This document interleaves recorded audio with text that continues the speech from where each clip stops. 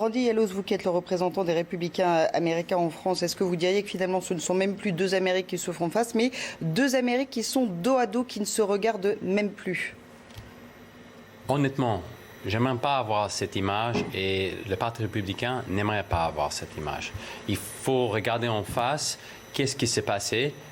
Il y avait deux lois différentes qui ont été prévues par rapport au comptage des voix.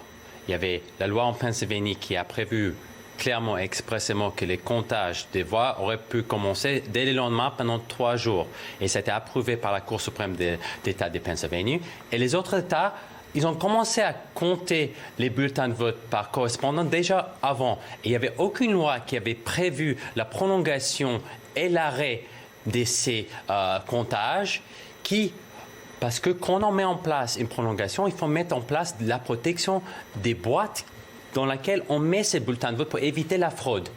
Aujourd'hui, on a des boîtes dispensées sur l'ensemble du territoire dans un État qui ne sont pas protégées et toute personne peut mettre un bulletin de vote supplémentaire dedans et ça crée une situation de fraude qui peut exister. Et c'est ça qui peut créer une irrégularité.